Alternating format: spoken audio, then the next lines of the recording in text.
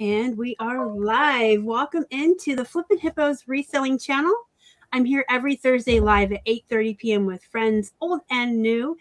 And tonight I have a lot of new people for you to meet. A lot. There's two. It's a whole bunch, but we'll be here for about the next hour and a half or all night, whichever comes first, to answer all of your reselling questions. I'm going to go around the room a little bit and let my friends introduce themselves to you. And then we will start taking questions from the chat. We'll start with Tiffany. Hi guys, I'm Tiffany. I'm Tiffie Pie on all reselling platforms. I am in the Dallas-Fort Worth area in Texas, and I'm super excited to be here. And then, hi, I'm Karen. I'm from Pittsburgh. I'm in the back door with Star, and actually Avery, we just met him, and he's from Pittsburgh, or comes to Pittsburgh as well. So we're all kind of like neighbors here. I go by the name Avon Ridge across all of my platforms, and I just love being with my friend Star. I'm Avery. I do a lot of selling on Facebook Marketplace, right outside of Philly, and then in the Pittsburgh area. And then I do some selling on Depop as well. All right. And in case you followed them here and you don't know who I am, my name is Star, and I built my reselling business with my life and business partner, Keith. And he left me to become an accountant about 2 years ago. So I do this by myself now, but he still helps with shipping and kind of whatever I need help with. Also, this week, someone referred to me as his mom. And I'm only 11 years older than my boyfriend, so I'm having some feels, and I'm feeling pretty old. So if y'all want to be nice to me in the chat tonight, please tell me I look young. Remember what I said. Please tell me I look young. I'm actually old enough to be Avery's mom. So I'm feeling old this week. Let's see who's in the chat. We have Miss Tempting Treasures. Welcome in. Texas Stewie. I'm assuming that's one of your people, Tiffany. That's my hubs. Oh, I met him. Hi. You do know him. He Yes. loves you. He was dressed as Poindexter at the at the event. Hi. See, my goodness. Also, See, my besties are representing. This is Camille. you want to talk about feeling old? I can't see. No, you got to get your glasses on. I got my glasses. We've got Valerie. I'd Flip That. Hey guys, I'm going to be on I'd Flip That podcast coming soon. When is that? You have to tell me when it is. We're recording in April. I don't know when it'll go live. And I asked him back on here, so you may see him here soon. We have Jeff. Last bestie, mine. That's great. Bring them all. Bring all the people. And Susie. I love Susie. Everyone loves her man candy. Yeah, you guys are the cutest people at the event. We met at was it FlipCon? No. Campus Perfect. Campus party. And that was a good time. So I don't see any questions in the chat, but if you guys have reselling questions, throw them in here. You've got Tiffany, who is the queen of Poshmark. She's the expert. We've got Avery, who knows mid-century modern, selling on Facebook. Karen and I know a lot about jewelry and other things. So you've got like a full range of knowledge here tonight that you can pick our brains and learn from us. So ask your questions. But I will start by asking my favorite one to ask. What's your favorite platform to sell on and why? Well, you just kind of gave me my lead in because it's definitely Poshmark. I don't know if I'm the queen of Poshmark, but I do love it. And thanks to List Perfectly, I do sell on other platforms now. I sell on eBay and Mercari, and always sold on Facebook Marketplace. But I'm a huge fan of Poshmark. Very fortunate to work really closely with them and be able to do things like live selling as well as doing the static platform selling that I do predominantly. and I love Whatnot. And I love Whatnot because the community there is just so wonderful. And I've developed so many different friends on Whatnot. And I love it that you can just set everything up yourself. It's easy. And you could pop in and do a show anytime, day or night, 365 days a year. That's my favorite. My least favorite, which I was telling Avery, is Facebook Marketplace. For some reason, I just can't get the hang of that. So he's trying to help me with that. Well, I'm on the exact opposite side of the spectrum. My favorite is Facebook Marketplace. for me, I like that, obviously I don't have to pay any fees on what I sell. And a lot of what I sell is pretty large. So it's a lot easier for me to sell on Marketplace. I can offer delivery to people. And for me, I've had probably my best luck there. In terms of clothing and selling like vintage t-shirts and stuff like that, Depop's probably my favorite. Really because of the low fees. I feel like it's a really cultivated audience. If you know what works for you on Depop, I feel like it's pretty easy for the most part to get like a recurring audience. So that's probably my favorite in terms of like clothing. My favorite's Etsy because the ridiculous amounts of money I can get for costume jewelry and how easy it is to list there. People buy stuff outright. There's no offers and bartering. The returns are like non-existent, knock on wood. I really like Etsy.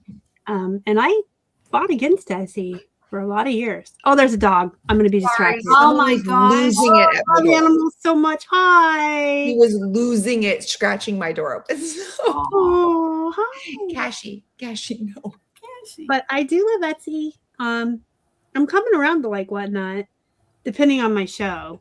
I have my jewelry shows are ghost towns, but my plush shows are always really good. So, Mashy, I learned your name. I like dogs. Hi. Technically, it's Cashew, but he goes by every name on earth. Oh, okay. Oh, look, our question has arrived. Here it is. Our first one. Ask more, guys. Advice to get more sales on Marketplace. I have lots listed, I guess, but very slow sales. Sometimes I feel like my listings just even. Why can't I read English tonight? Doesn't want to come out of my mouth. Any advice on how to get more sales on Marketplace is the basic gist to that question, since I can't read.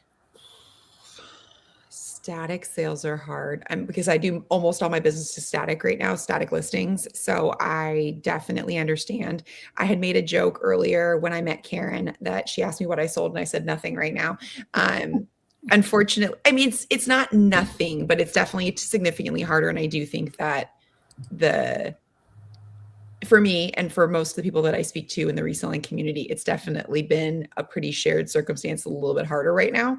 And reason I say that, and I'm so transparent when I talk to people, is because I used to think it's just me. I'm not doing well. I'm not listing correctly. I'm not using the right hot words, keywords. And I learned that telling people that it's really hard and that things are a little rough right now has actually made people feel better. It's not great, but it's still better than knowing you're not alone. I will say, I do for Poshmark, because that's where I do the highest number of sales and where I do most of my business. I do share a lot. I don't think they're really totally anti-bots like they used to be, but I do use a reselling service. I use Posh a sharing service, and I share 16 times a day. And it's a very, very, very low cost service. And it's worked really, really well. So that's what I use. And it pushes a lot more Poshmark. And then the old school of, I hate to say it because it sounds insane, the more you list, the eBay monster in particular always rewards. So whenever I do a burst of listings, I always get sales. Okay. And as far as Marketplace, I sold one thing on Marketplace. I had a lot of scammers, which just turned me off. I had like 3 things listed and 1 sold and the other 2 didn't sell. So I really can't comment about it because I'm just not on it and I just don't get the hang of it. And I kind of feel like you do, Tiff. I mean, I was having some real slow times, but what I did is I really ramped up more on eBay. And like you said, you feed the beast and it does spit back orders. So thank God for eBay. It really pulled me out a lot. Really like that. And for some reason, I am getting more orders on Poshmark. And I got kicked off of Poshmark because I had canceled too many orders. So I was suspended. And now I'm back on. And I'm like, oh my God, I went through my inventory and I went through the listings on Poshmark. But it's like, all of a sudden something pops up and I'm saying, where did that come from? And it's like, I swear they just pull things out of the air and it's not shown when you go through your store. But thank goodness I've had everything. So I'm keeping my fingers crossed so that I don't get booted off of Poshmark again. All right. I definitely have some, I think some good advice on Marketplace. The first one is, for me at least, I have a very like cultivated selection of items. So everything I'm posting is pretty much mid-century modern. So I like to standardize my titles in all of them. I use like a hyphen at the end and I'll say spell out fully mid-century modern followed by MCM.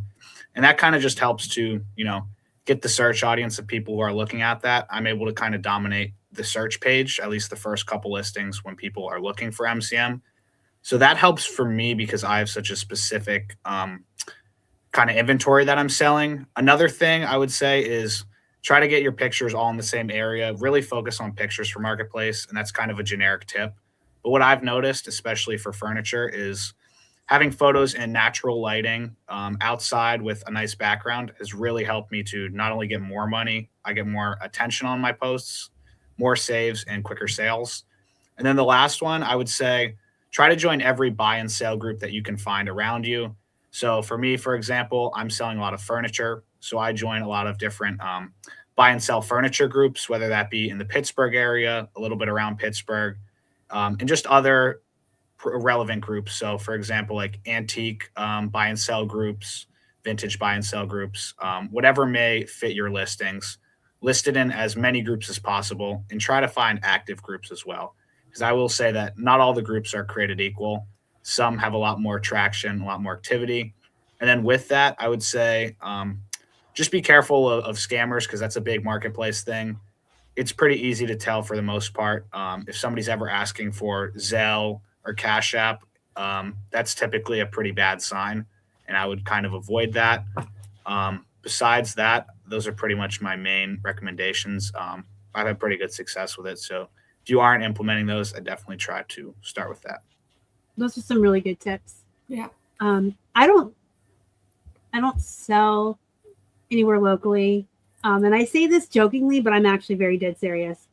I watch way too much true crime that I'm ever going to sell anything where I ever have to meet anybody in person. I have scared myself out of doing it, I guess. There was like the Craigslist killer. There was like the Facebook Marketplace killer. These are real people. I don't want to scare anyone else. So we'll just leave it at that. But I'm just too, like, I have a post office box for my return address. I don't want anybody to know where I live or know my neighborhood or anything. So I'm too scared. Hey, look who's here. It's your mom. I cannot believe Libby is old enough to be your mom. I don't think that's true. I think it's a lie. Yeah, if you guys didn't know, Libby is Avery's mom. And you might remember when I had the consignment chats girls on a few weeks ago. Libby, Molly, and Samantha. And we met Avery at lunch last month, right? And when his mom brought him. And you were so friendly and everything. I'm like, how are you on camera? Let's just get you on my show. And he was like, okay. So here we are. Molly's here too. Hi, Molly. Who is Emma? I'm showing you she came with you. Yeah, that's my sister. Oh, well, hi, nice. Whole family. She agrees with me about the true crime. See, it's a woman That's thing, true. I think. Molly, this is my favorite chat. I can't believe my baby is on with Tiffie. Aw. All right, let's go to the next question. What is the biggest challenge when you first started reselling? Oh, this is my best friend because all of our families show up to represent us because we have great families. I'm going to pivot just a tiny bit and say the biggest challenge for me has been less when I first started reselling, but more when I first started reselling as my sole source of income. So when I first started reselling, I was doing it super part-time and I had a corporate job. And it was definitely less stressful because it wasn't my full income. The hardest part for me when I became a full-time reseller was being disciplined because I became my own boss. And as I told somebody yesterday, sometimes my boss can be a difficult individual. It's me. And so I think it's about really honing in on, okay, what do I need to do today? How do I batch? How do I batch photos, batch listings, batch shipping, do everything really organized? And I will catch myself working until 3 or 4 in the morning. That's not the greatest, because then I'm like, what am I doing with my life? So it's really time management, and I am working on it, and it is a work in progress 5 years in. But for me, it's definitely time management and making sure that you are not, I'm going to list 10 things, but actually I listed 20 and now I'm not shipping. And I'm just, because I'm a super organized person, but I do have a little bit of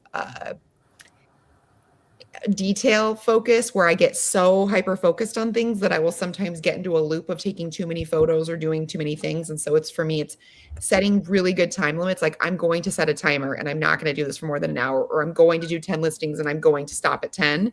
And it helps me a lot to really be balanced in order to keep myself on that discipline. Okay. And I'm kind of like Tiffy. I had a corporate job when I first started reselling, and I was doing it for years, and basically selling anything and everything that I could make any money on. And that's not a bad strategy, but I felt like I was the jack of all trades and master of none.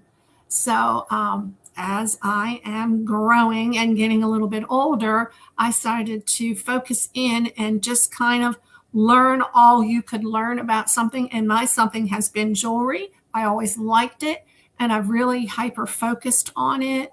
And well, actually, let's step back on that. The very first thing that I did specialize in a lot was glassware. I did a lot in depression glass. From Pittsburgh, there were a lot of glass factories that were here. There was Phoenix Glass, and my mom used to work for Phoenix Glass in the heyday. And she used to have, and I don't remember this, but she had a lot of things that she made at Phoenix, and she apparently had them in the basement on shelves. And my dad said, this is junk, and threw it all out. And it's like, now that stuff is a fortune.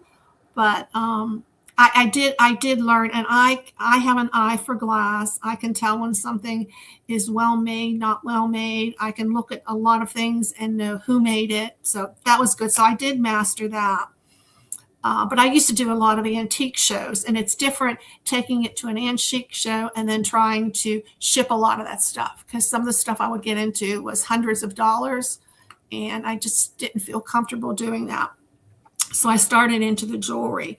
And there's always something to learn in jewelry, but I have a pretty good eye, and I get a lot of people just saying, oh, you have really beautiful things, because I can pick out something good and something well made versus something that is not, what it should be. So my advice to you is, if you're just starting out, learn a little bit about a lot, but then don't wait as long as I did to master something. Because once you master it, you're going to have that in your back pocket for life. And it's like, now, if I see a really good piece of glassware, I will buy it in a heartbeat, because I know all about it. But like mid-century modern furniture or anything that you sell, and I know Star sells a lot of clothing, and Tiffy, I found out that you sell clothing. I'm just okay at it. I'll dabble, but I like the specialization. So my advice is just to specialize in something. All right, my answer is pretty similar. The hardest part for me was not just finding my focus, but finding a focus where you could consistently find items. So what I started out with was antique typewriters. So I did a lot of typewriters from between the 30s and 50s when they were all manual. But pretty quickly, what I realized is there's not that much of a supply. Even though when I could find them, I would make a good bit of money on them. I couldn't find them consistently enough for it to matter.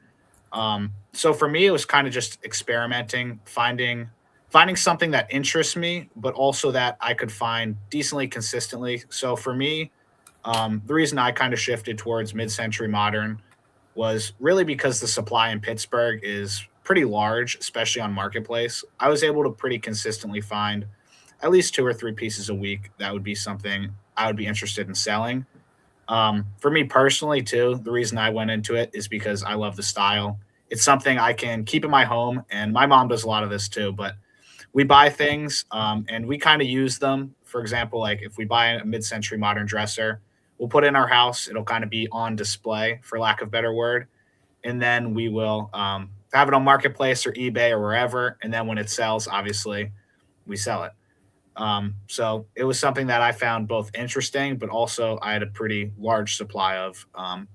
And yeah, for me, it was just the hardest part was finding something that I was really interested in. And I think, over a year or two, it became a lot easier once I did, kind of sold a lot of different things. And then I found what I liked selling. So what didn't I struggle with? I hurt myself at my real job. I worked in the healthcare field for like 30 years. I started volunteering at the age of 14, and that was always what I did. And I threw my back out. I had a really bad injury and became disabled. I didn't want to be disabled. So I kind of started, this was Keith's business, and he sold collectibles. And I just started going to the bins and selling clothes. I didn't know what I was doing, but I was in a sink or swim situation. It was either make this work and turn it into a full-time job and replace my income, or be on disability and you can make more money running a business than you can taking a disability check. So I don't know what I did. I look back and I know I worked like 12-hour days, 6 days a week. I know I went to the bins all the time, and I was just floundering about, and I think I was just throwing everything at the wall to see what would stick and if I could make a lot of money. But I think I'll tell you my biggest mistake I made was not having a good inventory management system in place. We were just throwing all these things in bins, like bin A with 50 million black shirts in it, and bin B with all these jeans, and it was a mess. And some people have probably heard this story before, but our first Q4, I got hurt in March. So by Q4, we had built up to 5,000 listings in our store, and we had a big Q4, and we were shipping 30 to 50 items a day, and it was stressful, and there were lost items, and it took hours longer than it should have. And I cried a lot, and I wanted to quit every day. And so come January of 2018, I said, we can't do this anymore. I talked to my friend Megan Winnie. You've seen her on this channel before. And I got a good inventory management system in place. So please do that. That was the biggest mistake I made. And that's the best advice I can give anybody. Do it when you have 10 items, not when you have 1,000 or 5,000. Do it during summer slowdown. Don't wait till Q4. Life is so much easier when you can just go, oh, that's an A210. Here it is. And you just pluck it out. So that would be my best advice and the biggest mistake I made. I really don't know what I was doing. So I just kind of floundered about until I figured out what I was doing. But I really wish I had a better grasp on inventory than I did. So this summer, when it's slow, get your shit together, people. Get it together. We love to cycle through our furniture. I kind of do that with my dudes, like my little trash panda that hangs out with me. He's listed, and he'll be with me until he sells. I have some plush friends things that just hang out with me until they sell.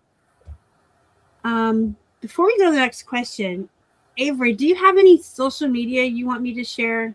You're the only person I couldn't stalk and find anything on. Oh, I need to start making a social media account. I really just use Marketplace right now. I've been meaning to make one for my MCM furniture, but I will in the next week or two. I promise.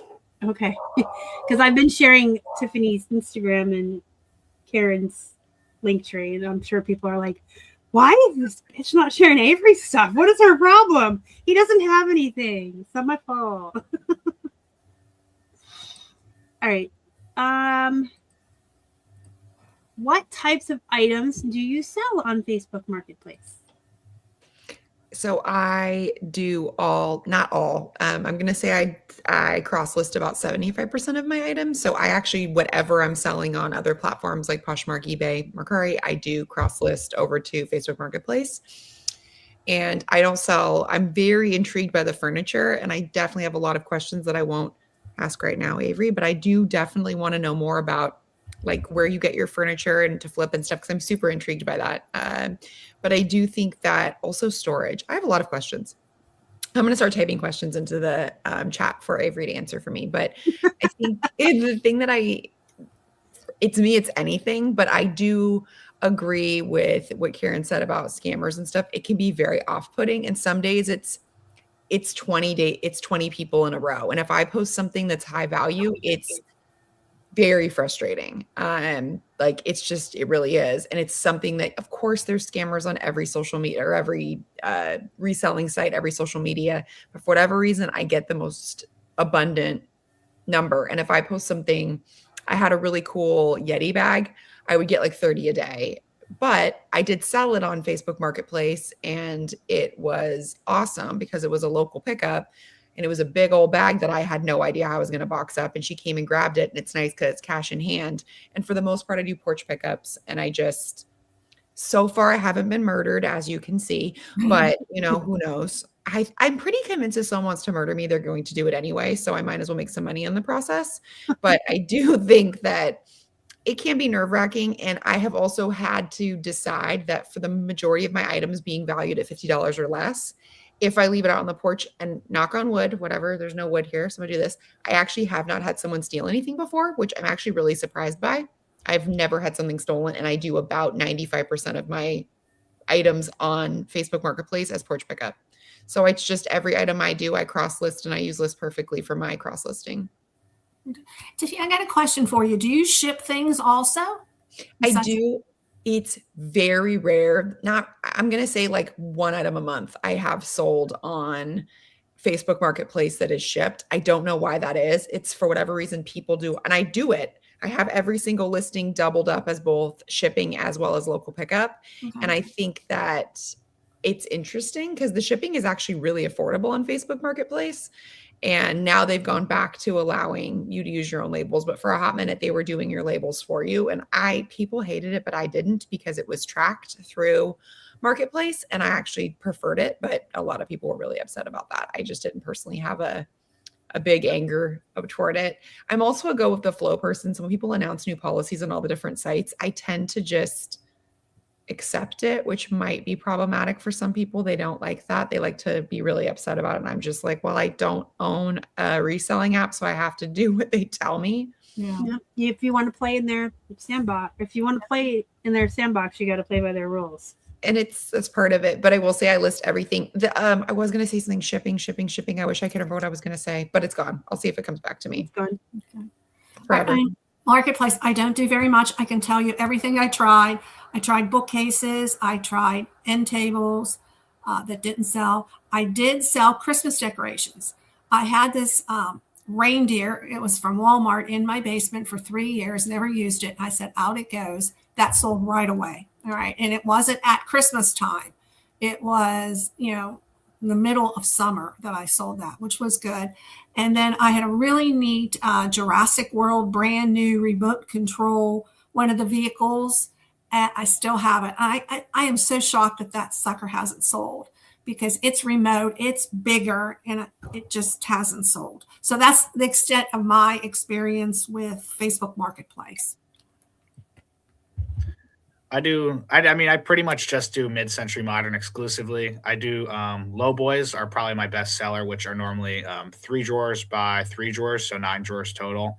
Normally like 5 feet long, 2.5, 3 feet tall. And then I also do tall boys too, which are pretty similar, just the opposite. They're taller than they are wider normally. And besides that, I've sold a little bit of technology. Not really my main focus, but I've had good luck with dressers in specific. Nightstands and other things like that, even if they're mid-century, are honestly a little bit of a harder sale. I haven't had as much luck with that. But in terms of dressers, I'm pretty consistently able to sell what I buy. And I'm pretty confident when I buy something that I'm able to sell it if it's a tall boy or a low boy from MCM era. I learned something tonight. Tall boys and low boys. That's new. Tall boy is different to me, but the way it's a beer. Yes, it is to me too. I know it's a drink, but we learned some new vernacular tonight. That's cool. I don't sell on Facebook, so I'm going to skip that question for myself. Then we have I don't know why. I read 100 books a year. It is my biggest pastime, and hobby. And I can't read out loud for the life of me. Have any of you dealt with textile recyclers? I am going to an expo next month in Charlotte, North Carolina, that I just learned about to see if I can make some connections. I have only dealt with them on the side where I use them to recycle. So I relocated from California 3 years ago, but I lived in California my whole life. And there was a really cool company. And of course, I can't remember. I think it was Eco something. I could definitely look it up if anybody was interested. EcoLink. I actually do remember. My brain just turned on. Avery is a tall boy, made me laugh, by the way. I just thought that was the cutest thing. And EcoLink was really cool because you parcel it up. They tell you when they're coming to your house, and it's just like doing donations through like the postcards you get in the mail. And I was really grateful because they would take any of my used items that were too used to sell and too used from when I used to do thread up bulk buys. And I loved that it didn't go in the trash, because if it's got holes in it, or if it's, it's not something I'm going to donate to women's shelters or things like that, because it's not appropriately wearable. If I wouldn't wear something, I'm not going to donate to somebody. But I really enjoyed that they would take it, they would collect it, and then they would use it for recycling. So if from that perspective, I've done it, but I've never done it on the side where I receive things. So I'm not sure if I'm the best to give any advice on that. Okay. And I didn't know what a textile recycler was too. I saw that question and you explained it. So I have absolutely no experience, don't really know anything. And I learned something new tonight. Yeah, I don't have any experience with textile recyclers. It's something I always wanted to try to get into. I know a couple people who have experiences with it, and they seem to have pretty good luck in terms of like vintage tees and vintage coats. But me personally, I don't have much direct experience. I don't either, although I have already looked up the Pittsburgh Textile Recycling Center, and I'm going to do some reading and see what's what, because I love to learn. I like learning new things, which is why I really like doing these shows. I never come away from actually these shows or an event or just hanging out with resellers at lunch. I never come away not having learned something new when I am around other resellers. Mm-hmm. We all have so much to learn from each other, which is why I don't feel like we're competition. We're coworkers, right? Yeah. Anyone promote on Posh? I tried months ago and had almost no sales. They offered a 1-week trial and my sales and likes have both gone up. Wondering if it is just a fluke. Okay, I'm pulling up my promoted because I do promote. So I'm going to pull up my stats really quick because that would actually help me give data. So I do promote. I promote almost all year round. I started full-time doing it about 4 months ago. So my last 365 days, I spent $738 promoting, and I had $3,000.10 in sales. So I had a 4.1 ROA, which I felt pretty good about. My click-through rate was 2.6%, which I liked. But then to give perspective on, sometimes it's not always great. Okay, well, today I had a big sale, so never mind. So up until yesterday, I had $19 in sales for the week, and I had spent $28. So I was in the hole for the week. But apparently the boots that I just sold were from a Posh promoted listing. So now I'm at $317 in sales with a $28 spend. So now I have an 11x ROA for this week. So do I believe that there is some type of link? Yes. My husband is in data, and he's probably really annoyed with me right now because he's probably like, no, there's not. You are crazy. But I really do believe there's some secret sauce to, again, it's the feeding the Poshmark beast. And I did get to spend some quality time with the team that does Posh promoted closets when I was at Posh Fest last year. And I talked to some of the heads of the actual creators of the program and how it works. And they did say there is a strong relevance with using it and seeing an increase in sales. The same thing I would tell you with eBay. It's not the question you asked exactly, but just something that I've learned recently, that when you're doing eBay sales, if you do your shipping and you do it at a, what's the word I'm looking for? Not flat rate. The pay by you go. Gosh, what's that called? The opposite. Calculated. Thank you. I mean, my brain was just like, come on, Tiff, the hamster fell off the wheel. If you do flat rate, it shows up in Google search. So the search engine optimization is going to show up your listings. But if you do calculated, it can't, because it cannot give customers a total. So it's not able to put it into the Google shop. So changing all my listings over from calculated to flat rate. And I have seen an increase in eBay sales. So I kind of see the same idea that if I'm promoting, they're going to push my listings a lot harder. And if I'm doing calculated sales, I'm not seeing those eBay sales. So just some things that I've been modifying my business this year to kind of help oomph things up. That's really good. I didn't know about the flat rate being promoted on Google. So I just learned something new again today.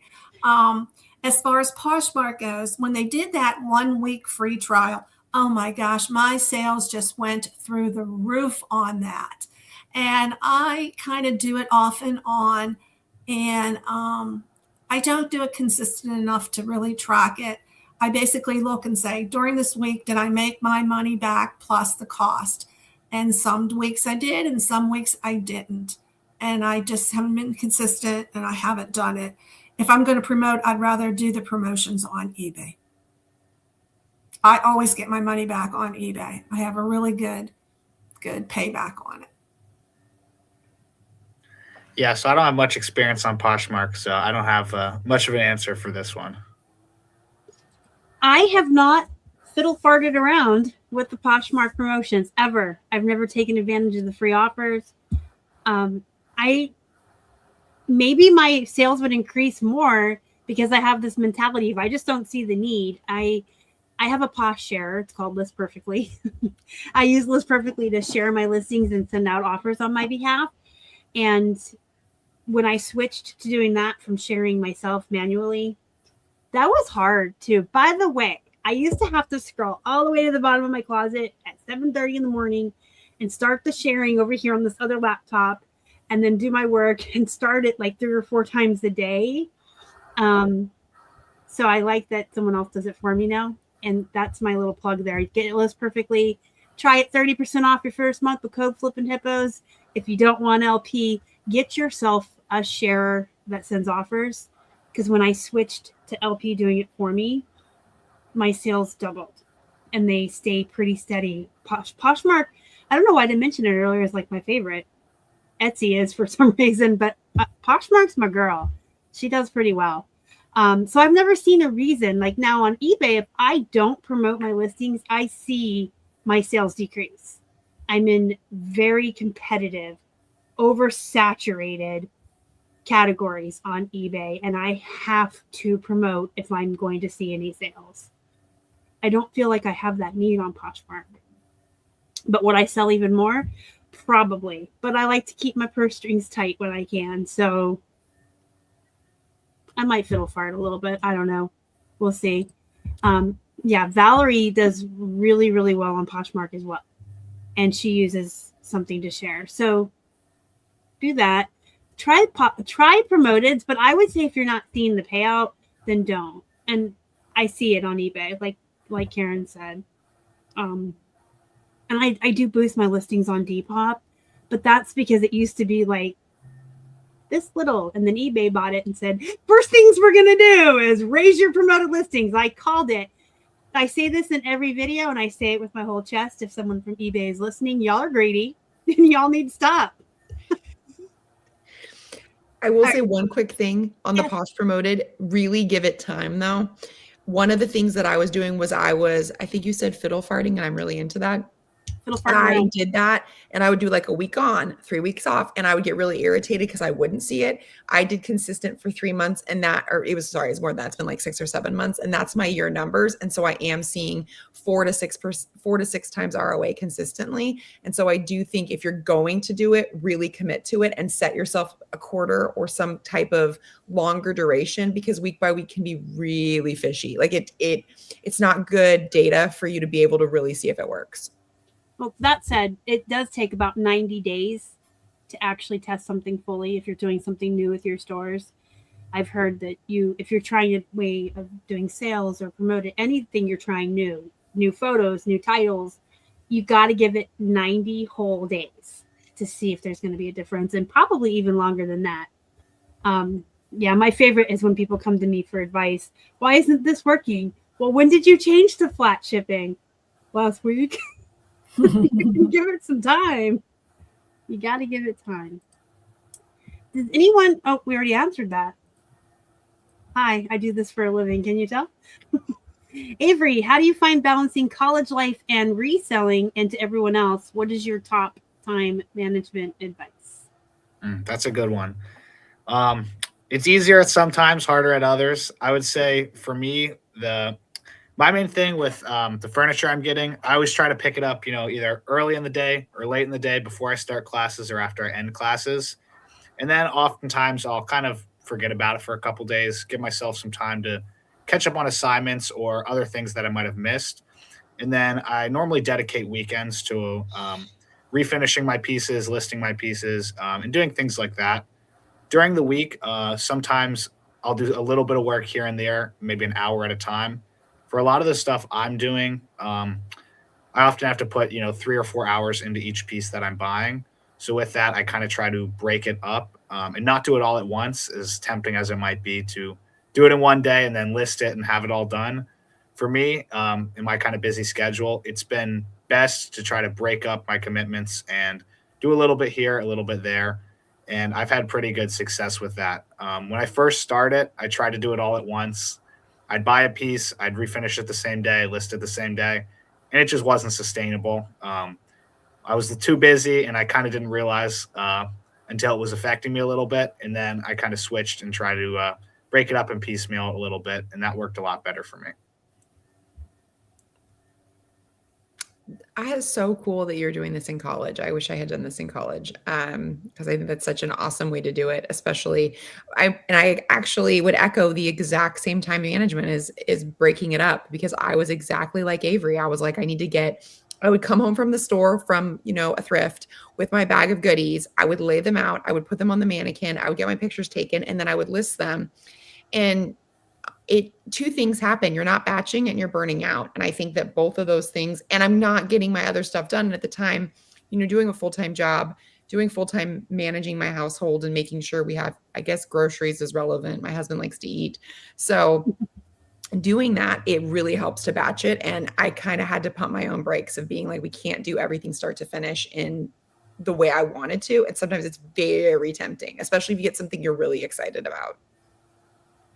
And what I like to do, I like to get very laser focused. I like to write down the tasks that I need to do and then have them in front of me so I know they're there, but get laser focused and complete one task at a time. Don't try to do 2 or 3 things simultaneously. Just laser focus, get something done. Because a lot of times when I just jump around, do a little bit here, a little bit there, nothing gets done. So I am just laser focused on the task that I have at hand, and I want to get it done when I get it done. So I'm very eager to answer this question. If you aren't aware, I am the queen of time management. Mm-hmm. I am a type A personality, diagnosed OCD and anxiety, and I manage my anxiety without medication by staying on very strict routines, which is something I talked to a therapist 20 years ago. I can't take meds, tell me what I can do. And by controlling my environment and my schedule, that's how I manage. And that's all rolled over into my reselling business. And this is my favorite topic on my YouTube. And I love helping others find ways to manage their time. My biggest advice is a schedule and routines within that schedule. And it doesn't have to be that every day looks the same. Every Monday could look the same, and then every Tuesday could be the same but different.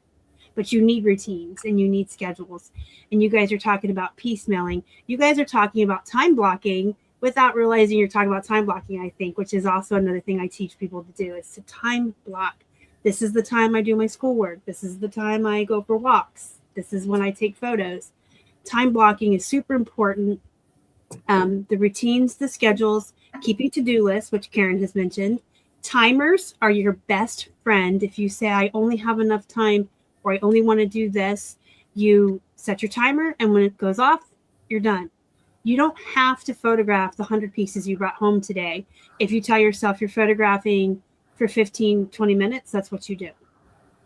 And I'm really big on work-life balance as well. And if you implement all of these suggestions into your business, you will not only become more productive, all of your tasks will be like seamless, right?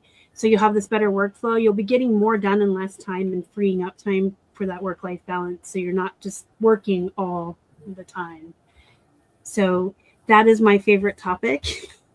Happy to help. I love time management. I wish I could like fly around the country to all of my friends. We were talking about this last night on our 10th and Main YouTube. I want to fly around all my friends' houses and spend like a week with them, helping them menu plan and do their routines and get organized. Like I want to do that for a living, but we can dream. Molly says, great answers and advice. Thank you all. I love that people find what works for the situation and learn to pivot when needed. Absolutely. The next question is, do you do anything differently from summer slowdown? Do you list more to make up the difference or just wait it out? I pray a lot. I do a lot of weird rain dances. It's hard. So summer slowdown is actually not my biggest time I slow down. I actually slow down significantly during back to school. So I mean, it's technically summer, but for me, because I sell so much clothing and women's clothing and it's vacationing during the summer, I actually am pretty consistent, especially when I really dig in and do swimwear and things like that. January is really, really rough for me. And I less list more, but more of just plan. And now that I'm on year 5 of full-time and year 9 of reselling, it's that acceptance of saying, okay, I know that these months are going to be rough. And going back to my corporate life, I was a corporate trainer and I used to train my employees. We knew the cyclical cycle because I worked in automotive. We knew exactly when we were going to be slow. And I would tell all of my employees the same thing. If you know you're going to be slow in January and you're going to get a fat check in July, don't spend that fat check in August. Put it in the bank and make sure you're metering out your money. Spend the same every month. It's okay to treat yourself. It's okay to have a treat yourself fund, but make sure that you are really following that mentality of just because I got a bigger check doesn't mean I should spend it all. And just because you know that time is going to come when that check is going to be smaller. And I always worked in commission. So something I was really confident with is really less preparing on the listing side, more preparing on the financial side. Okay. And as far as, you know what? I forgot the question. Oh my gosh. What was the question, Star? Do you do anything different during Yes, summer? I do. Yes, I do. I was thinking, this last summer, I love Whatnot a lot. And I got onto raid trains during the slow summer months. Every week I was on a raid train. And I found that gave me consistent sales. It built up my number of followers. And then I planned shows like right around like the next day or so. And then I would sell jewelry on the raid train. And then I would sell other items. Like I'm sometimes into handbags and everything.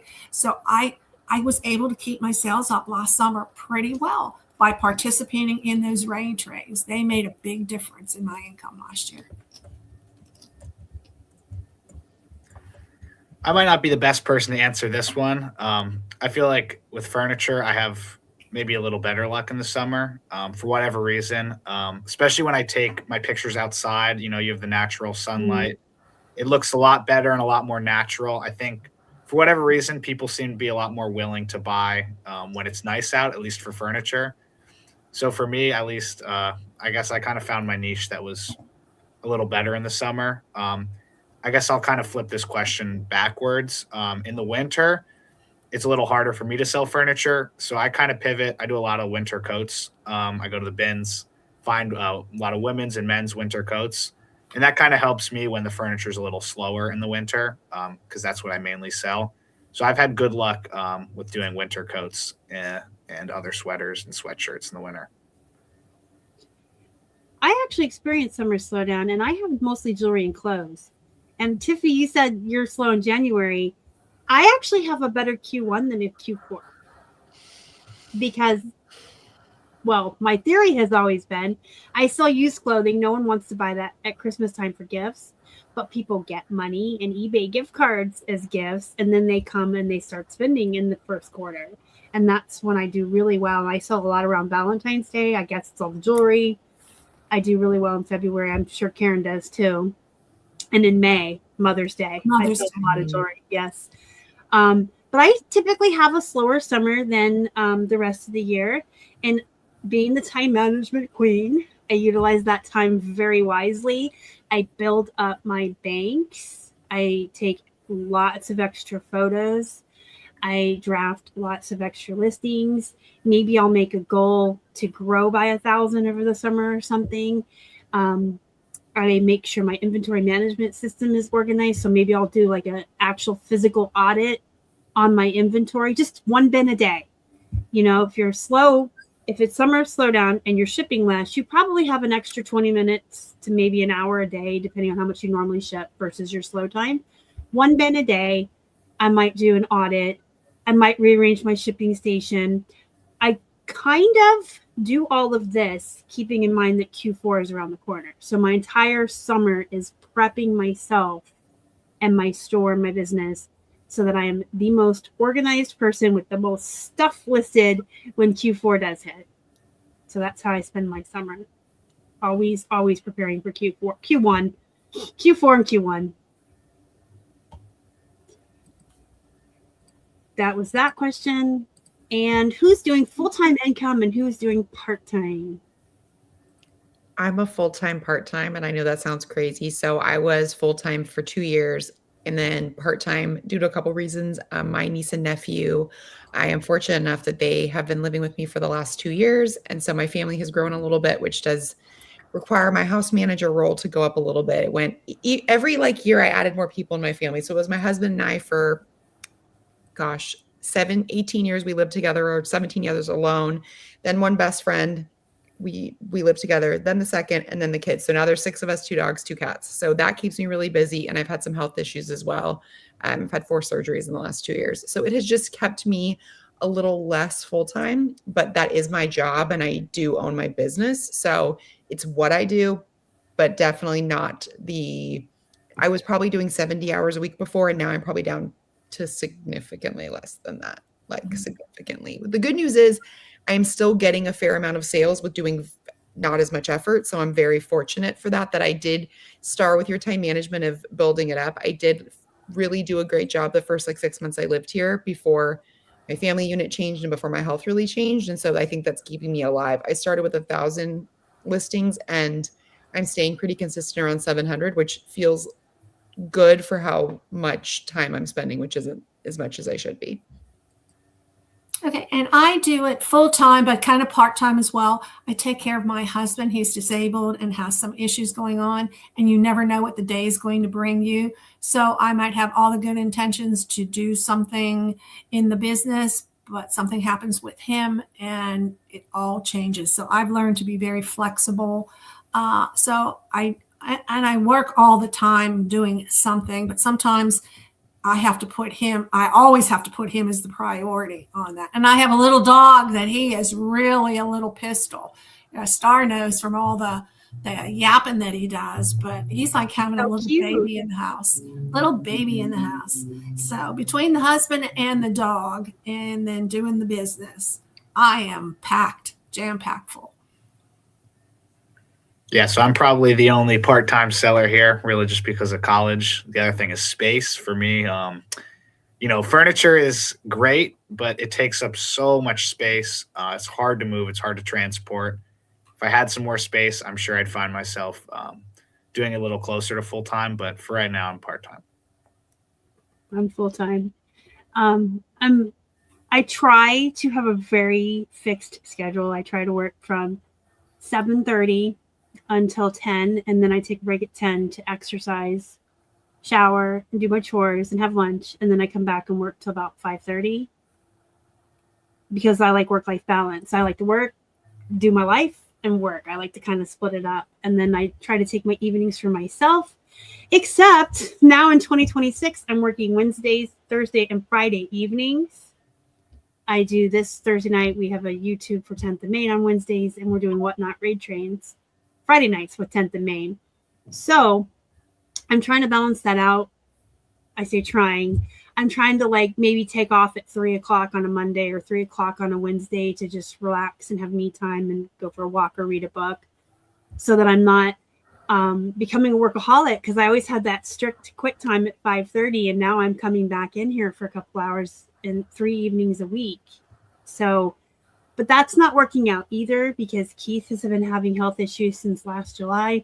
I haven't really talked about that a lot on this channel, but it has been eating up a lot of time with doctor's appointments and helping him out. And he's working from home for most of this. So there's entire days eaten up with that. And then I find that, well, now I have to work all the time to make up for taking extra time off during the week. So I'm just burning all the candles at all the ends and doing all the things because you have to put your partner first.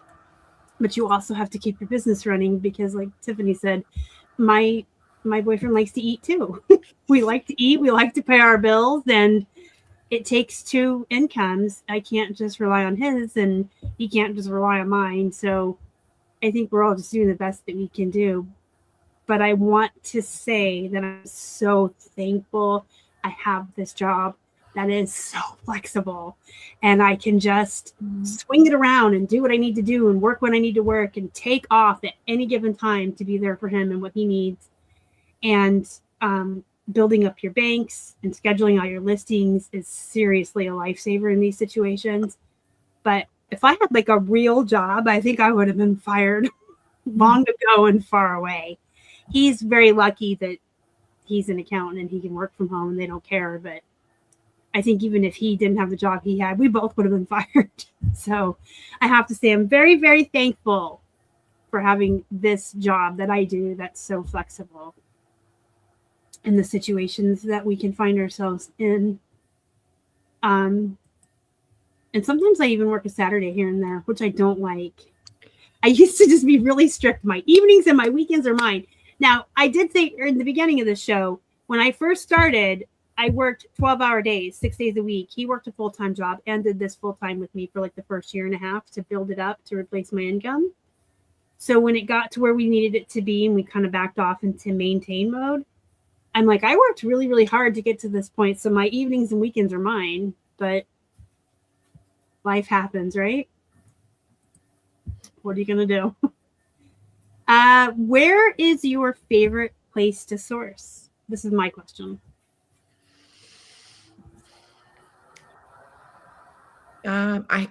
Like 16 different places popped into my brain at once. I'm going to say my two favorites.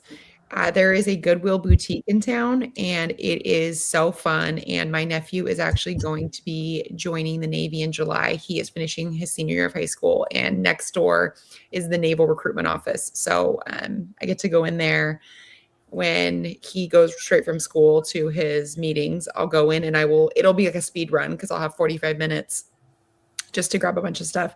And then my second favorite place to source is my closet. I really enjoy going through and doing a purge very frequently. And it's the reason why I like it so much is twofold. One, I really like the sustainability of making sure things are getting back out into the world, but then I get to go buy new stuff for my closet. And I'm really excited about that. My favorite place to source is Whatnot. I sell on Whatnot and I buy a lot at Whatnot.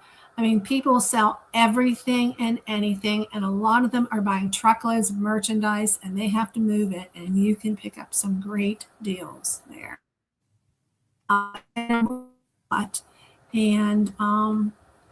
Just because of my life situation, I do like to go to the thrift store. I go every Wednesday morning for like an hour and a half to the thrift store. So I do like to go, and there's only one that I can go to. And I'm very religious about that because I do pick up a lot of inventory there. So those are my two favorite places to source. And you go one Sunday a month when it's not once a month with Star, yeah. But it's so dependent on what my husband's feeling like for the day, and it's so hard to get out. But I could shop Whatnot anytime, any day. Yeah. For me, mainly Facebook Marketplace. That's where I get all my furniture. Occasionally, I'll get something like a Salvation Army or a Restore. It's more so if I want to paint a piece. A lot of the pieces I do, I keep the original veneers and the original wood intact. That's a big part of what I do. I try to keep like the original beauty of the piece and not paint over anything if I don't have to. I'm always able to find stuff on Facebook Marketplace. With that being said, it's kind of like a constant battle. You have to be on there, whether it be 30 minutes a day sporadically, check a little in the morning, check a little in midday, check a little at night. That's where I find my best stuff. For me, a lot of the mid-century stuff that I'm finding, it sells really fast. most of what I buy was listed in the last 12 hours normally. And I go and pick it up either the same day or the day after, kind of just to prevent somebody else from buying it. Occasionally I'll even pay extra if it's something I really like. Let's say it's listed at $100 and there's a bunch of likes on the listing. It's clear that I can't get to it first. I'll offer, 50% more, and I'll still have a little room for profit depending on what kind of piece it is, and where it's at. So anything that I can order online. I don't really like going out and thrifting. I like wearing pajama pants. I like staying home. Whatnot is fastly becoming one of my favorite places. I used to do a lot of American Thrift Supply, Goodwill Blue Box, Goodwill auctions. I love buying out other resellers whenever they decide clothing isn't the niche for me. And I'm like, great, I'll give you $2 a piece. Let's go. I'll buy your whole thing. I just bought 250 pounds of clothing from my friend Lori last year. Still working my way through that. I love to buy out other resellers. I love purchasing online, but my gosh, do I like Whatnot. Karen is not kidding about the deals. So this is going to be the first year that I'm front loading for summertime. Tiffie, you had mentioned really loading up on swimsuits for summer. This is the first year I've ever really done that because I've never been able to find 104 swimsuits for $140 in a half an hour delivered right to my door until I went to my friend Susie's Whatnot. 10 swims, just the single pieces, what do they call those? The separates. Mm-hmm. And I got tops and bottoms, but she did 10 pieces for $10. And the first half of her show, everyone was bidding everything up really high. And I waited till those people got it out of their system. And then there was just a few people left. And so I was just my bid was it. So I got tons of swimsuits. So that's fun. And it'll be the first summer I really front loaded. I'm going to get them all in by April. But there are people on there who just have so much stuff. They just want to get rid of it. Mm-hmm. And then a tip I got from my friend Robert is if you go into a show that has very little people, very little audience, and you just offer to buy them out, sometimes they're like, yeah, okay, my show is dead. You can have all the 100 stuffed animals I brought up here for $100 plus shipping or whatever. They'll work with you and make deals. Susie has more of everything. And I've been doing everything. She has everything. I've been doing the haul videos of the swimsuits on my channel and giving out her Whatnot to everybody holistic. And I'm like, because she's got pallets of stuff and great deals. She wins, we win, everybody's happy. Shows. She's got lots of stuff. But I say all this to say that this is my new thing to tell people, don't overlook Whatnot as a reseller to purchase because there's a lot of meat on the bone. And you can spend an hour in your pajamas with a beverage and the comfort of your own home and have a good time.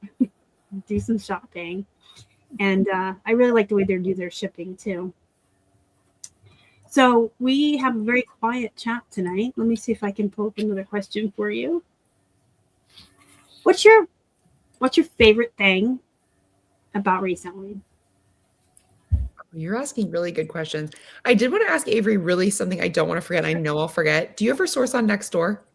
I do not, actually. I haven't really heard of Nextdoor before. Okay. So I just had to drop this nugget because that has been gold for me for getting rid of things that I think, Avery, if you lived in Dallas, I'd give to you because I am constantly getting rid of I don't want this piece of furniture anymore. And I will find a church or people in need and give it to them. And if I had made a connection with you and you lived in town, I'd be like, you can come get this stuff.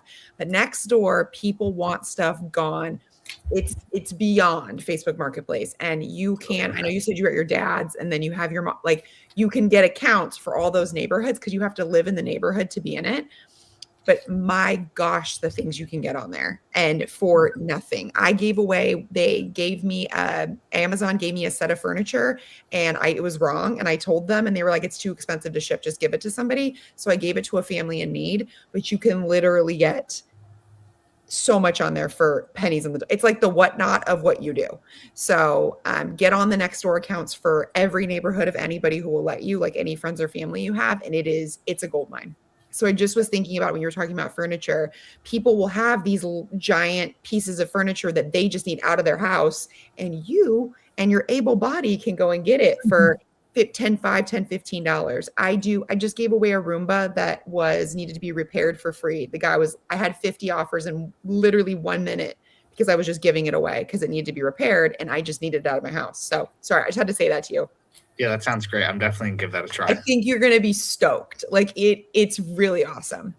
And it's nothing that I do because it's really predominantly large things. But So the question was my favorite thing about reselling, right, Star? Yes. And I'm going to tell you, it was not intended. It's this moment right here. It's when you're meeting new people that you've never had the opportunity to connect with before, and they can blow your mind with an idea. And I feel like I laughed because my best friend Camille wrote Avery's mind is blown. And that's how I feel when I used to spend so much time on Whatnot. So hearing Karen and Star talk about the sourcing they're doing reminded me that as I want to get back into reselling more this year, that I could do that. And if I'm not feeling good or if it's a bad health day, I could do that from my phone. And you both reminded me of that. And Star, one of the first things that you said in the beginning was we're not competition, we're coworkers. And I can't make it through anything I ever do without tearing up a little. I'm just really grateful for the community because when my health has been bad, everyone's always been there for me. When I moved and I had to get rid of all my inventory on Whatnot, every friend of mine bought 5 boxes. So I just am really grateful for this community. And I am a big cheesy person and I cry at everything, but this community and getting to meet 2 new friends today is why I do this. There's nothing else I've ever done in my life that's given me this camaraderie. So. Good. You know what? I love the thrill of the sale. I don't care what it is. I've always been in sales, and I love to hear when something cha-chings or, when someone sends you an order. I've always just loved that. And I get so much joy out of that. And I was considered an introvert. All like the test were showing me as an introvert or right on the borderline. And it's like reselling is real. Well, my last sales job, I really came out of my shell. My husband used to tell me, you've got to toughen up. So I have toughened up. And he said, you toughened up too much, quiet it down. But I do love, and I've gotten so many friends, just like I said, Whatnot. I had health issues and people would send me messages during the week to cheer me up. And the camaraderie is really nice. And I met Star. I met her at an event and we become best friends. So you're right. The camaraderie is just unbelievable. And some of these people I never even see because you don't see them on Whatnot. They're just your customers. You have no idea what they look like. So it's those 2 factors: the thrill of the sale and just the camaraderie. My favorite part, I really like seeing people happy when I sell them something, furniture specifically. I really like seeing, I get to help them bring it into their house. They get to set it up. And every time that I deliver it, they're always super grateful that I brought it to them. They're really happy how it looks in their house. And it's nice seeing somebody appreciate my work and the hours I put into something. And obviously getting paid for it is nice too. Everyone had these like really meaningful answers, and I'm like listing. I love computer work. I love listing. I love just coming into my office in my pajamas with my hair on top of my head, no makeup, looking like a homeless bum, putting on a horror movie or some true crime and just listing. I love it. It's my favorite. I guess it's my favorite task that we have to do. The least favorite being taxes, but that's why I have Keith, my accountant. But I have to say something about the community as well. It's invaluable. And whether you are someone who's extroverted and you want to fly all over the country and go to in-person events, or you're an introvert who can go and meet people through Facebook groups, Instagram. If you're on List Perfectly, they have the List Perfectly parties, the listing parties. They call them listing parties. They're technically, I call it the Reseller University. So if you have a subscription to LP, all day long around the clock, there's different Zoom calls of our own peers, us all teaching each other different things about reselling, you name it. But there's some that are just for fun, but there's ways to connect to people there. I really like the reselling community on Instagram. I think it's very welcoming and encouraging. You always see people celebrating other resellers on that platform. TikTok is getting to be pretty full of resellers too, and I really like it over there. But my point is, very long point, long story long, find a way to be a part of the community. Find a Facebook group, join List Perfectly. The Consignment Chat girls have a Patreon where you can go and meet with other people. Get on calls like this, go on other people's podcasts, go on Instagram, go on Facebook, and just find yourself some people. We work alone in our homes. It can be very lonely. It's very important that you have some human connection, even if it's just through a box. Because I can tell you that the 10th and Main girls, we meet 3-4 times a week, and it's just through a box, but there's still a real love and friendship and human connection there. So just make sure that you're finding that. And the invaluable part is you always learn. You're always learning from each other. Like I've learned 10 new things today and here. So I would just say, find your tribe, find your people. You don't have to do it in person if you're an introvert. We hang out on Zoom all the time. So I think that's important. I think it should be said. For your own mental health, you need other human beings. We are not meant to be solitary creatures. How do you handle lowball offers? Okay, again, unpopular. It doesn't bother me. People get really, really mad about it, and I do not, because I'm going to say at least 50% of the time I flip that lowball offer into us coming to a happy medium and I sell the item. I laugh because I'm in a Poshmark group on Facebook, and I honestly am in it because I just laugh at the rage posts, because I'm like, why are you so mad about this? And it's just like post after post of all these things people are so pissed about, and I'm just shocked because the amount of the time that I spend that I flip that into a sale. And so I think about Poshmark, eBay, any of the sites, Facebook Marketplace, I think about them as a virtual garage sale, and everybody's going to come in and try and undercut you. No one's going to say, oh, I'll take this water jug. You have a $10 sticker. Here's $10. You get lucky. Sometimes you get full price sales, but most of the time people are going to nickel and dime you. And that's what I think about. And I just counter back with a reasonable, not what my lowest is. I don't counter back with what I'm the lowest I'm willing to take. I counter back at a few dollars less than my top end, and we meet in the middle. And that's exactly how I do it. I just keep pushing and keep chugging. And if you get into that rare battle, I'm kind of the last girl standing. You're going to have to decline me before I decline you. So I will go, and it takes seconds to respond with a dollar amount. Now, I don't have 50, 100, 200 sales a day. I could imagine if I had that kind of volume, that would be very different. But I don't. I have like 5 sales a day. When I was really, really, really busy, I probably averaged 10 or 15 sales a day. That's not the kind of volume where I'm just getting inundated with offers. So I just keep chugging. And like I said, I think of every day as like I'm a garage sale, and I loved garage sales when I was a kid. Also, I don't want to pay top dollar for things, and I do a lot of my own buying on the different apps. So. Okay. I have a different philosophy than I did a number of years ago.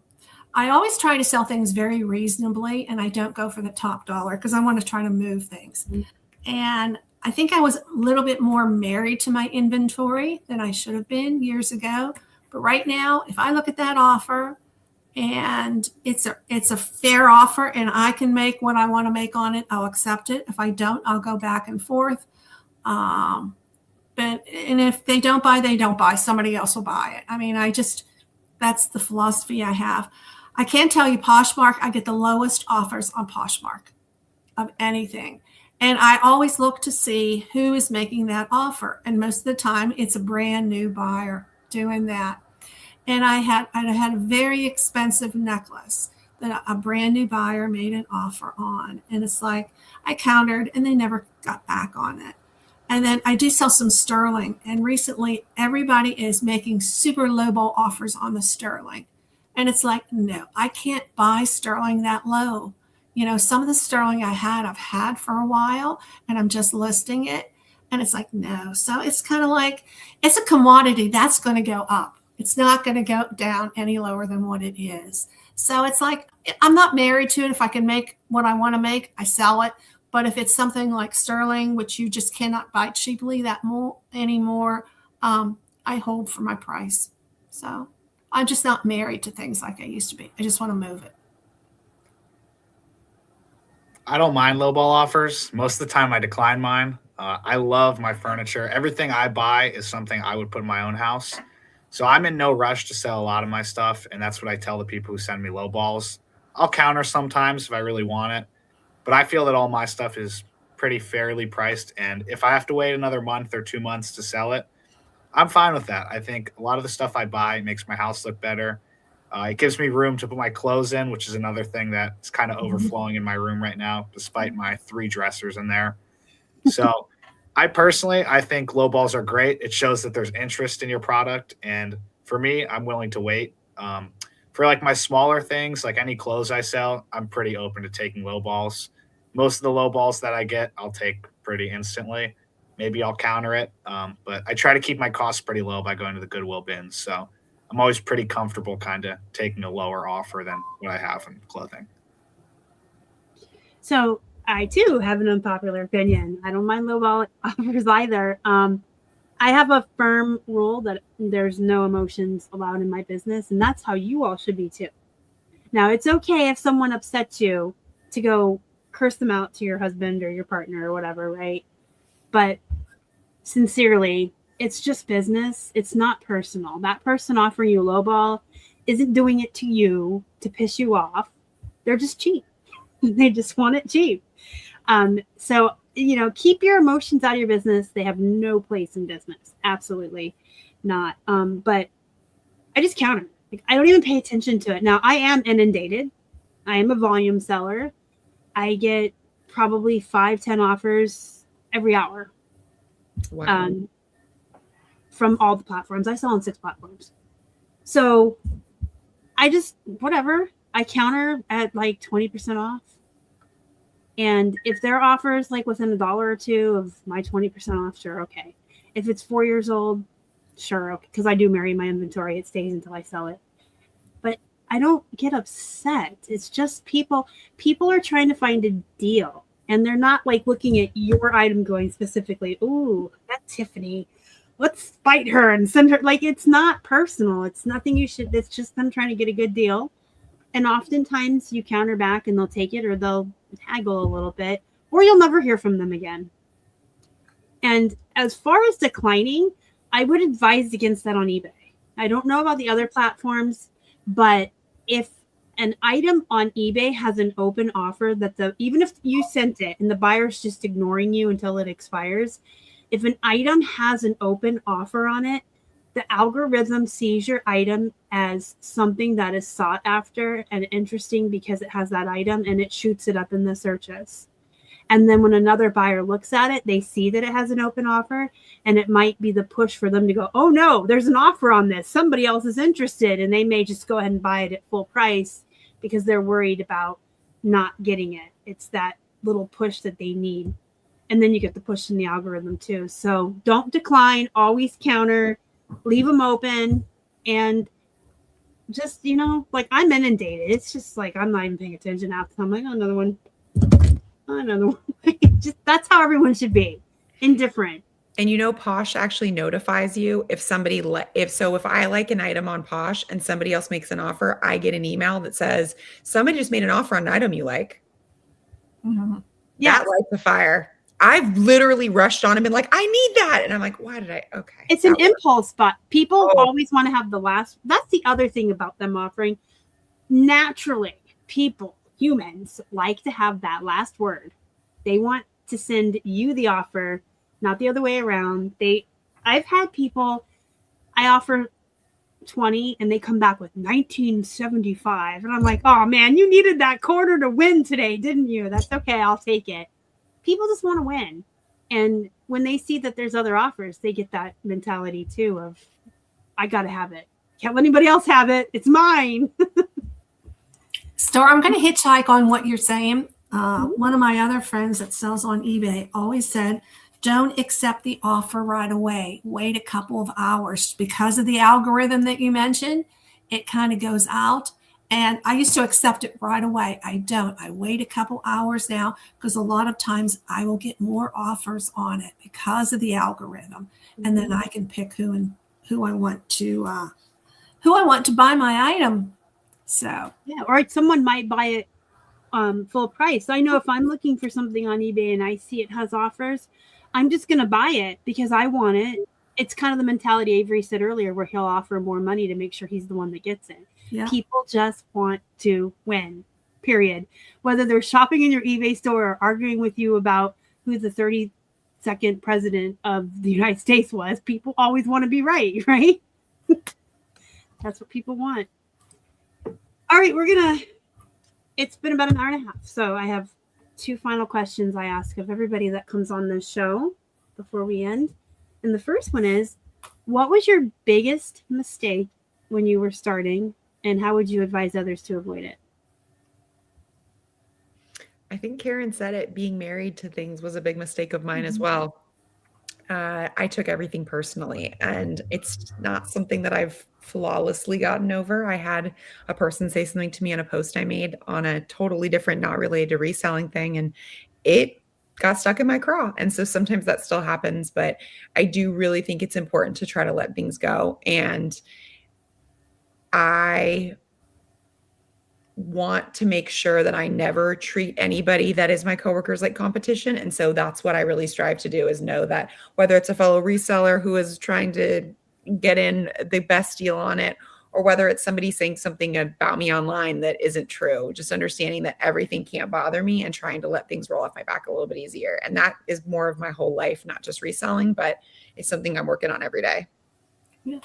And kind of like just what you said, one of the things is don't get married to an item. It's just an item. It can get replaced with something else, or you don't need it. So,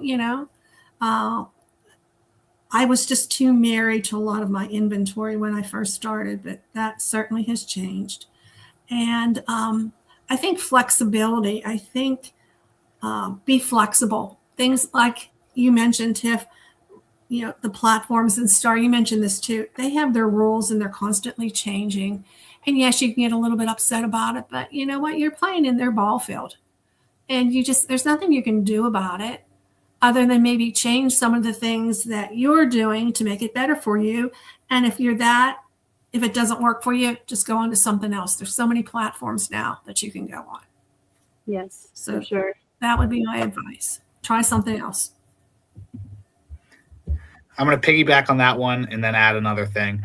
For me, as I said, a lot of the stuff I buy, it goes in my house. I had one dresser, mid-century modern lowboy.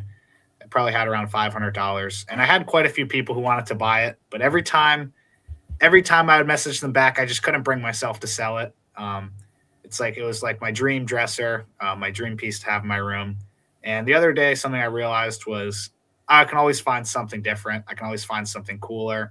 A lot of what I do is just finding unique stuff on Marketplace. So I'm positive that I'll find something I like just as much. And then the other thing, especially for me, I think, is buying too much at once, getting really excited about an idea or a specific focus of yours, whether that be furniture or clothing, and kind of overcommitting, buying a little too much. For me, I bought quite a few dressers at once, and it's not that I'm not going to sell them. It was more so, it's harder to maintain your focus if you have 6 dressers you want to refinish at once. It can be a lot more difficult on, where do I start? You end up doing a little bit to one, a little bit to another, and kind of takes forever to finish one and get it listed. So that was another thing I realized was take it one at a time, especially for me, since what I'm doing is so large and takes a little bit more time to list and get ready. I think I already mentioned mine a little bit earlier. The inventory management, that was my biggest mistake, was just not having that in place before I got really big. So wherever you're at, if you don't have one, do it now. do it now, and make it really organized. You want to be, here's what my friend Trish always says. You want to be able, if something were to happen to you, got in an accident, you're in the hospital, you go on vacation, you want someone else to be able to walk into your house, pull up what's sold, and be able to look at your SKU and go pull it and ship it for you. No training, no questions asked. You want your inventory to be that organized that anybody can walk in and do it for you. It should be that simplified. And if it's not, you're wasting time, you're stressed, you're anxious, you're losing items, you're canceling sales, which is not good for your account health. Just so many things can go wrong if your inventory is a mess. And then do a physical audit at least once a year. I try to do it all year. I try to do a bin a day, 360. Well, I don't work weekends, but you get my drift. Mm-hmm. There's days I can't get around to the bin, but Keith will bring me up one every morning with the shipping. And if I have one in here tomorrow that I didn't get to today, he'll leave it. But I try to go through one bin a day all around the clock, because even with a good system with 6,000 items, we're human.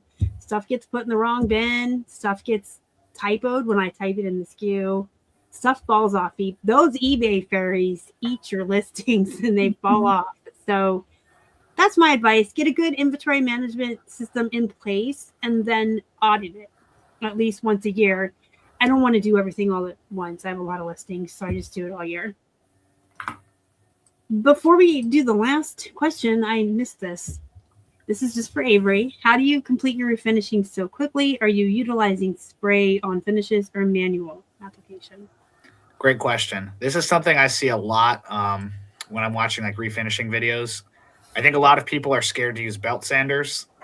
I started with an orbital sander, which is what I would say 95% of people use. I switched to a belt sander for a lot of the straighter grain patterns that I'm doing, and it cut my sanding time down. I mean, at least 50%. It would take me probably 4 hours to sand down a set of 9 drawers, and now it takes me probably an hour and a half. I don't use many spray-on finishes. A lot of what I do is manual polyurethane, manual stain, manual waxing. Howard's makes some great products. There's Restore a Finish if you're working on like antique veneers that are a little harder to patch. Sometimes those scratches can't be perfectly filled. So that works really good. And then to protect that finish that you applied, I normally use the feed and wax that they have. And it's basically beeswax mixed with honey oil and eucalyptus. And it just creates a really nice shine and protects the finish that you put on. Those are great answers. You guys, we've all learned about MCM tonight. Tall boys and low highs. I'm so glad he said what MCM was. I feel like such an idiot. I didn't know what that was until you said it. And MCM is like a brand of purses. And I was like, what are you doing for a purse seller? MCM, yeah. I don't know anything. But you know what? I didn't know anything about fashion when I started selling. I've always been the girl in the t-shirt and jeans. I've never worn jewelry. I know all about fashion and jewelry now. Anyone can learn anything. And use AI, guys. That's a good tip too. Technology is moving forward and we need to move forward with it or you'll be left behind. So don't be afraid. Instead of spending 15 minutes looking, you guys remember those old charts that had all like the dresses or the purses and you had to find the exact style of what you were. Oh, that's a shift dress or that's a kitten hill. Now you can just ask ChatGPT, can you tell me the style of my dress? Oh, that's cottage core and garden core, and you can get all your stuff and you can definitely swivel. I've swiveled into many different niches and buying different things in the last couple of years because I'm like, I don't have to spend a half an hour researching anymore. So use AI. Karen and I love AI. If Terminator happens, it's our fault. We're sorry. We did it. We encouraged Starlink. Sorry. So the last question I always ask is your best piece of advice to other resellers and where we can find you. network, build friends. And I really like what you said, Star, that we are meant to be social creatures. And someone said, find your tribe. I always say, find your tribe, love them hard. And my dad used to always tell me, don't be afraid to try stuff. So you said it perfectly, pivot, swivel, whatever you need to do, but just try stuff, because the next greatest thing is waiting right around the corner for you. And literally, I can't even tell you how I'm now like considering refinishing something. And my husband's probably jumping for joy downstairs because he was the gentleman that asked the question about the refinishing. Yay. And I cannot believe, I'm like, eucalyptus. Like, I love eucalyptus. And I'm like, what is happening in my brain right now? So I'm Tiffie Pie. Find me on all socials, Instagram, every single social media is Tiffie Pie. And Star, thank you so much. Love what you do. You know what? There's nothing in the world. The feeling is so great when you love what you do. I know some people say, oh, I hate my job. I hate my job. Then you got to get out of your job because you have no idea what you're doing to your mind and to your body. You know, you're just reinforcing the negative. You're attracting the negative to you. When you find something you love, and it may not pay what you want, but you can figure it out. You know what? You will find a way to make it work for you and your lifestyle. I've always done things that I've enjoyed, and I made a vow that if I didn't enjoy something, I wouldn't do it, and I would, leave and do something else. And it's worked out great for me. That would be my number one thing. Do what you love. And where can we find you? You can find me everywhere under Avon Ridge. I know you put up my link tree, but I actually sell on Walmart. I'm a Walmart seller. So, and I do a little bit on Amazon. I've backed way down on Amazon. So you can find me Walmart. You can find me Amazon. You can find me on Whatnot. You can find me on 10th and Main. You can find me on Poshmark. You can find me on Etsy and Mercari, but I do very little on Mercari. All right, my piece of advice is very similar to Karen's. I think with your focus, you want to find something that really interests you. You don't want, at the end of the day, it is a business, but you don't want it to be this trudge of, oh, I have to go out and source something and, you have no interest in it whatsoever. Even if it's something that you might make a little less on, it's going to be a lot more enjoyable if you're able to develop a passion for it. Not only is it more enjoyable, I think you can develop a better mastery of that topic. I think it comes a little easier to you if you want to learn more about it. If you're interested, you're obviously going to want to learn more than something that might make you a little bit more money, but you have absolutely no connection to. And my Instagram account, there's no posts yet, and I think I have one follower, but in the coming weeks, I'll probably have a couple dressers up on there and maybe some reels. It's steelcity.furnishings. All right, let me try to look that up real quick. steelcity.furnishings. Yep. Is that a Steel City? That's Pittsburgh. Yeah. Yep. No posts yet. I made it a while ago, and I've been meaning to post on it. So in the next week or two here, I'll have some posts and profile picture. Okay, well, you have 4 followers now. There we go. I followed you. There it is, guys. Ta-da! Everybody go follow him. He's only got 4 followers. Let's give him some more. So if you've been around this channel for longer than a day, you know what my advice is going to be. Work, life, balance, always. I say it every week. Why? Because it is so important and it bears repeating every week. Find your work-life balance. You can't work all the time. You will not be healthy mentally or physically. You will be no good for yourself. And when you're no good for yourself, you're no good for your friends, your family, your pets, your loved ones. Life in general just sucks. But you can't also fiddle fart around all the time. You have to find the balance for the fiddle farting and the working. You have to balance it out. And there's many ways to do that.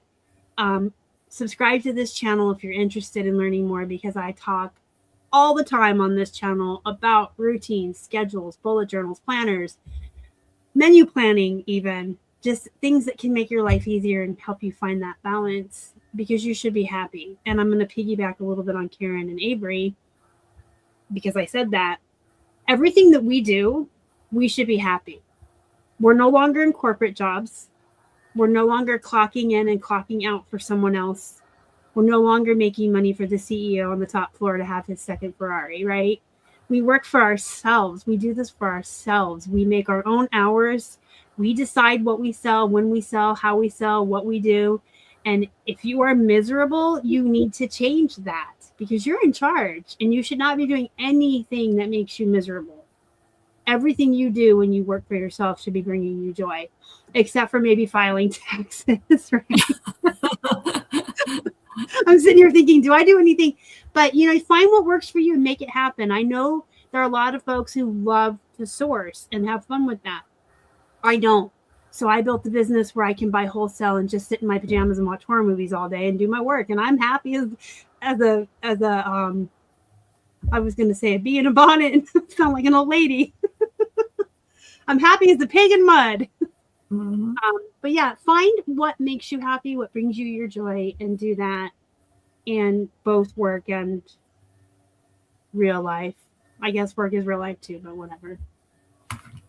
So thank you, Tiffany, Karen, and Avery for coming on. I appreciate it. Thank you, Star, for hosting us. Thank you.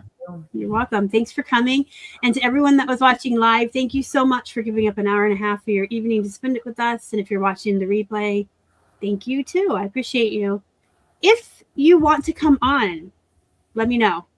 Message me on Instagram because Facebook hides my messages. Send me a message on Instagram if you would like to come on and do a reseller panel like this.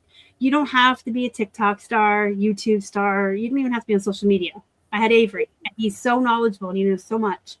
I just need you to be a reseller who knows a thing or two and can sit for an hour and answer questions and would like to learn a little bit along the way. So let me know if you want to come on the channel. And thank you again for watching. And I will see you next week.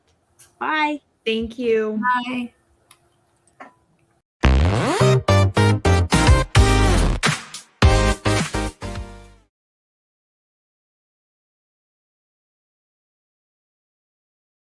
Yay.